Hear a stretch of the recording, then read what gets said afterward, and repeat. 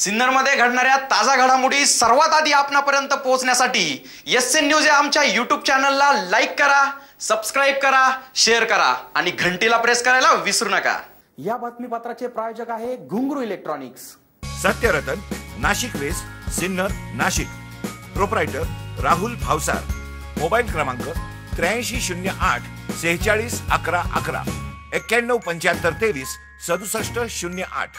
संपूर्ण जगात कोरोनाच्या महामारीने सर्व प्रकारचे निर्बंध लागू झाल्याने शेती व्यवसायाला मोठ्या आर्थिक संकटाला सामोरे जावे लागत आहे। देशातील शेतमाल विक्री व्यवस्था कोलमडल्याने सर्वच शेतीमालाची निर्यात व विक्री अडचणीत आल्याने तालुक्यातील डुबेरेवाडी येथील शेतकऱ्यांनी आपल्या पालेभाज्यांच्या शेतात जनावरे सोडून रोटरच फिरवला आहे। कोरोना साथरोगाच्या पार्श्वभूमीवर देशात लॉकडाऊन जाहीर केल्याने साथरोग नियंत्रणात येण्यास फार मोठी मदत होत असताना दुसरीकडे मात्र वेगवेगळ्या व्यवसाय अडचणीत येऊन अर्थव्यवस्था कोलमडली असून त्याचा फटका शेती व्यवसाय व शेतकऱ्यांनाही मोठ्या प्रमाणावर बसला आहे। इतर शेतकऱ्यांप्रमाणेच तालुक्यातील डुबेरवाडी येथील तुकाराम केरू वारुंसे यांचाही गुजराण ज्या शेती व्यवसायावर आहे तो व्यवसाय कोरोना साथरोगाच्या विळख्यात अडकला आहे। वाहतूक बंद असून बाजारपेठांपर्यंत मालाची वाहतूक ठप्प आहे। थोड्याफार प्रमाणात वाहतूक परवानगी घेऊन चालू आहे, परंतु बऱ्याच अंशी बाजारपेठा बंद असल्याने त्या ठिकाणी व्यापारी येत नाही। स्थानिक बाजारपेठात मोठ्या प्रमाणात पिकवलेला माल विकला जात नाही। तसेच ज्या प्रमाणात आवक आहे तेवढ्या प्रमाणात ग्राहक नसल्याने कवडी मोल भावात तो माल विकला जात आहे।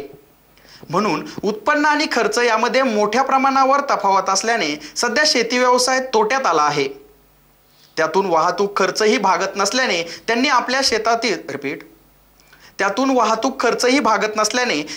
शेतात जनावरे चारण्यासाठी सोडून देत रोटरने संपूर्ण शेत नांगरून टाकले आहे। त्यामुळे येथील शेतकरी वाचावा यासाठी शासनाने मदत करावी अशी अपेक्षा व्यक्त होत आहे। एसएन न्यूज साठी सुरेश कपिले। माझे नाव खंडू तुकाराम वारुंसे, राहणार डुबेरवाडी।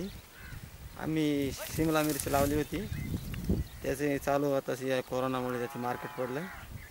50 रुपये जाळीनं विकली, काही त्याला मार्केटने खोडायची सोडून दिलेली आहे आणि 1.5 बिघा कोबी होती तिचंही काही नाही झालं। वाहतूक नाही, शासनाने याच्यावर काहीतरी तोडगा काढला पाहिजे। याला ड्रीप मल्चिंग पेपर आथरून 3 रुपये काढीनं रोप आणलं होतं आणि त्याचा खर्च 60,000 ते 65,000 रुपये खर्च झालेला आहे। त्याच्यातून उत्पन्न आम्हाला फक्त 10-1 हजार रुपये झालेलं आहे। आमची सगळं वाया गेलं आहे, मजुरी सगळं पूर्ण खर्च वाया गेलेला आहे। याच्यात आम्ही आता गुरेड चालून रोटर मारून टाकणार आहे। आता याचं काही राहिलंच नाही, आम्ही त्याची फवारणी बंद केलेली आहे। त्याचा खर्चच निघत नाही, त्याच्यामुळे मग त्याचं फवारणी बंद केलेली आहे। याचं मार्केट आहे बाहेर बंद आहे, हॉटेल बंद आहे, त्याच्यामुळे याला गिराईक नाही, व्यापारी येत नाही त्याला घ्यायला। 50 रुपये जाळीनंच विकले आम्ही ते जागेवर, ते घेतले नाही, त्याच्यामुळे मग ते खर्चच निघत नाही। त्याच्यामुळे फवारायला एक फवारा 1000 रुपये फवारायला लागत आणि त्याच्यात निघत नाही त्याचं उत्पन्न, त्याच्यामुळे मग सोडूनच दिले आम्ही। तहसीलदार आणि ग्रामसेवक तलाठी यांनी आमच्या शेताला भेट देऊन पाहणी करावी आणि थोडं नियोजन करावं, काही मदत भेटली तर चांगले होईल।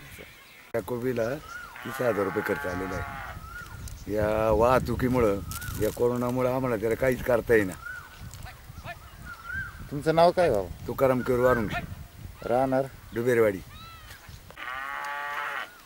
सरकारने याच्याकरता काही तोडगा काढून शेतकऱ्याला जगायचं साधन करावं।